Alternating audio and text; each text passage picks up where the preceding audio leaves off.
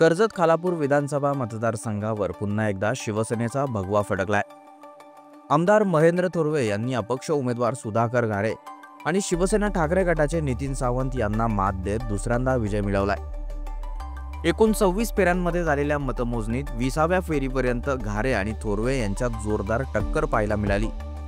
मात्र पुढच्या 6 फेऱ्यांमध्ये थोरवेंनी मुसंडी मारत आघाडी घेत विजय मिळवला। निवडणुकीत पराभव झाला असला तरी आता घारेंनी पुन्हा एकदा नव्या जोमाने काम करण्याची सुरुवात केली आहे। काल कर्जतमध्ये सुधाकर घारे यांची नवसंकल्प सभा पार पडली। या सभेतून घारेंनी पुन्हा एकदा आपल्याला भरारी घ्यायची असून आगामी येणाऱ्या निवडणुकीत जोमाने काम करायचं असल्याचं बोलून दाखवलं। त्यामुळे आपला नेता निवडणुकीत झालेल्या पराभवाने खचून गेला नसल्याचं पाहताच कार्यकर्त्यांमध्ये सुद्धा ऊर्जा आली आहे। दरम्यान आमदार महेंद्र थोरवे यांच्यावर बोलताना घारेंनी जोरदार निशाणा साधला। जनतेने मला जनाधार दिला, काही छोट्या कमी मताने माझा पराभव झाला। पराभव झाल्यानंतर मी माझ्या जनतेचा आभार मानलं। मला इतकं मोठं एक अपक्ष माणसाला बाईंनी सांगितल्याप्रमाणे 92-93 हजार मतदार मला मिळालं। त्यानंतर ज्याला 20 फेऱ्यांच्या पर्यंत आपण घरी झोपून ठेवलं होतं, त्या माणसाने ज्या जनतेने कर्जत खालापूरच्या सुज्ञ जनतेने त्यांना निवडून दिलं, त्यांना चांगला जनाधार दिला, त्यांना हात जोडून त्यांनी नमस्कार करायला पाहिजे होतं, त्यांचा आभार मानायला पाहिजे होतं, तो त्यांच्यावर दंड थोपटत होता। मी तुम्हाला परत एकदा दाखवीन म्हणून हे आपण सर्वांनी बघितलंय। तसेच निवडणुकीत झालेल्या पराभवाची कारणे मांडत माजी आमदार सुरेश लाड आणि राजेश लाड यांच्यावरही जोरदार हल्लाबोल केला।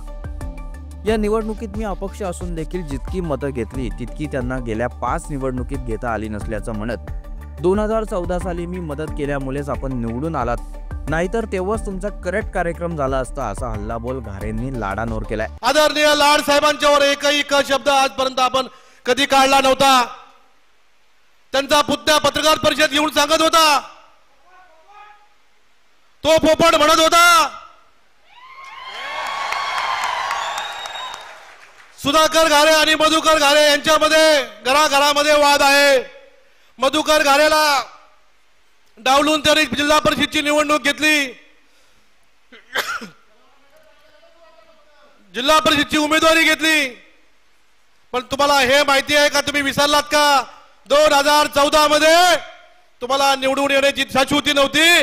तुम्ही घरी येऊन सुधाकर घारेला घेऊन गेलात आणि सुधाकर घारेला युवक अध्यक्ष बनवला आणि ह्या सुधाकर घारेंनी वासरेच्या कोंड्यामध्ये तुम्हाला लीड दिला, म्हणून 2014 मध्ये तुम्ही निवडून आलात, नाहीतर 2014 मध्ये तुमचा कार्यक्रम झाला होता।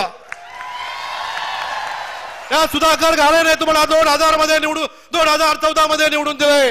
तुम्ही आम्हाला पोपटासारख्या गोष्टी शिकू नका। राजेश लाडच्या पाठीमागे जर सुरेश लाड काढला तर तुमची किंमत शून्य आहे। आणि सुधाकर घारेंनी ही जी जनता जमवलंय ही सुधाकर घारेच्या ताकदीने तयार केलेली आहे, तुम्ही कोणाच्या काका बिकाच्या ताकदीने तयार केलेली नाही। आणि आपण अपक्ष असून सुद्धा ज्यांनी त्यांच्या सोबत काम केलं त्यांनी 5-5 निवडणुका लढवल्या। जेवढे मतं अपक्षांनी घेतली तेवढी मतं त्यांना 5 निवडणुकीमध्ये घेता आली नाही, हे सुद्धा आपण बघितलेलं आहे। एकूणच विधानसभा निवडणुकीत जरी पराभव झाला असला तरी सुधाकर घारेंनी आपली मतदारसंघात असलेली ताकद दाखवून दिली आहे। त्यामुळे आगामी काळात आपली ताकद आणखीन वाढवून घारे विरोधकांना चितपट करण्याचा प्रयत्न करणार हे मात्र नक्की।